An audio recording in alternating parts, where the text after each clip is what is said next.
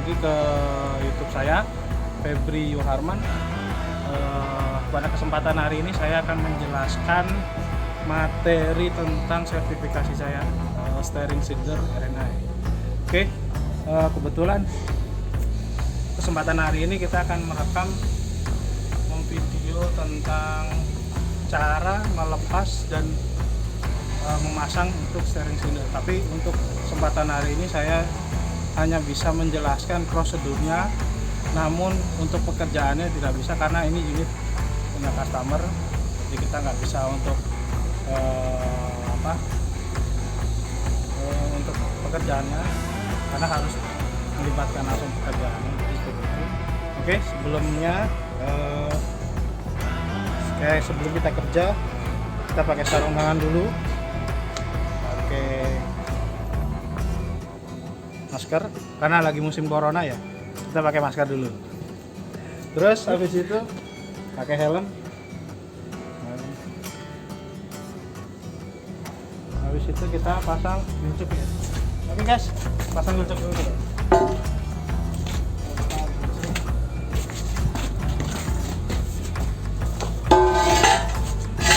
Nah, nanti jadi prosedur sebelum kita melakukan pekerjaan, alangkah baiknya sisi safety-nya kita cek dulu.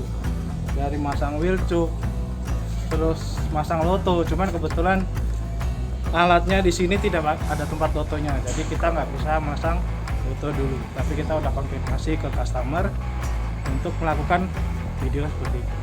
Oke, lanjut kita ke dalam.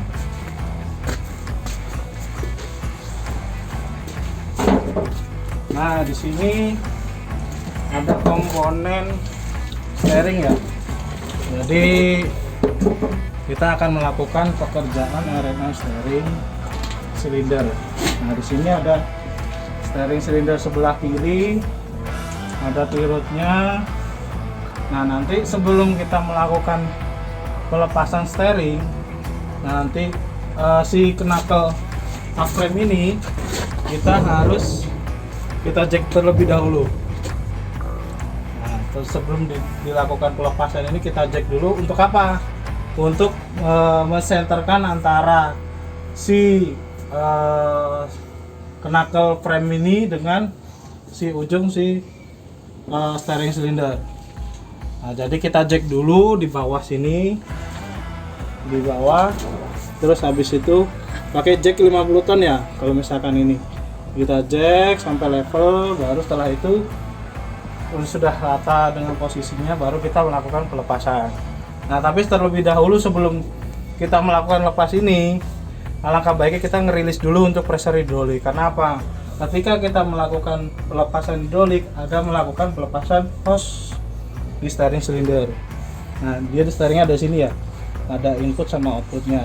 Nah, nanti kita rilis dulu pressure hidroliknya, lalu setelah itu baru kita melakukan pelepasan si hose-nya ini. Nah, nanti menggunakan menggunakan kunci 13 ya. Di sini kita lepas input sama outputnya. Setelah itu, setelah kita lepas, baru di sini kita melakukan pelepasan si pin steering cylinder. Nah, gampangannya biasanya melakukan pelepasan steering itu bagian sisi headnya aja kita lepas dulu. Nah, nanti pin ini kita lepas. Setelah dilepas baru nanti kita lakukan pencongkelan untuk menggerakkan si rootnya ini keluar.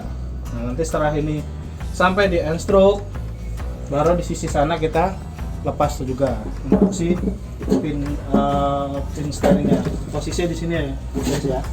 Ada di ujung sini, ada di ujung. Nah, nanti ini ada piping greasingnya juga ya. Jadi nanti kita lepas juga piping grease-nya sebelum kita melakukan pelepasan piping. Nah, nanti setelah dilepas baru kita lakukan pencongkelan untuk keluar si steering cylinder itu sendiri. Nah, namun ada kritikalnya guys, ketika dia lepas ini nanti posisi ball bearingnya kita lihat, jangan sampai ball bearing ini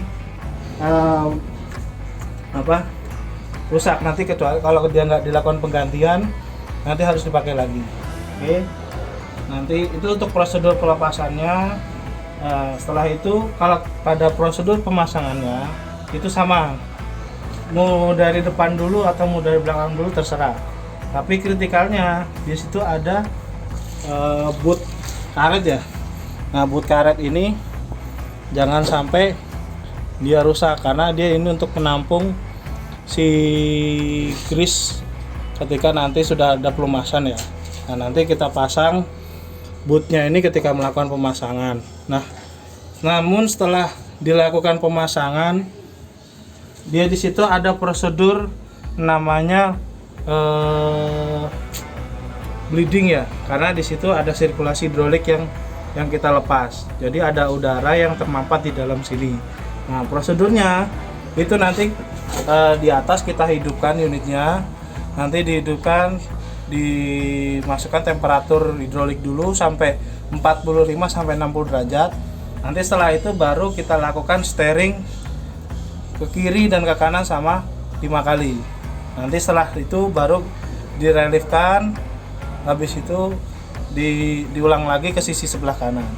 Jadi seperti itu. Nah, nanti setelah dilakukan dilakukan pemasangan, dicek kembali untuk pemasangan hostnya. Jangan sampai ada kebocoran di sisi input sama output, karena berpengaruh ketika ada kebocoran di sisi hostnya. Dia di situ performa si steering itu akan berkurang. Pasti dia akan steering itu akan mengalami low power. Oh ya, satu lagi. Ketika setelah dipasang ini tadi, nah ini kan tadi posisi unit knuckle di jack ya.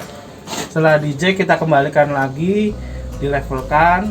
Nah, jack itu kita lepas. Nanti kalau setelah di jack itu dilepas baru kita lakukan pengetesan. Seperti itu guys. Oke, mungkin itu untuk prosedur pemasangan dan pelepasan steering cylinder. Nah, nanti kalau misalkan ada yang mau ditanyain, ada yang mau di share, mau apa yang kurang, bisa nanti kita konsultasi bareng-bareng, share bareng di kolom komentar di bawah nanti ya. Nanti gimananya saya bisa komentar, bisa sharing pekerjaan steering cylindernya udah kurangnya gimana, kritikalnya gimana. Kalau belum tahu nanti kita bareng-bareng share di komen. Oke guys, itu dulu. Sampai jumpa lagi. See you and next time.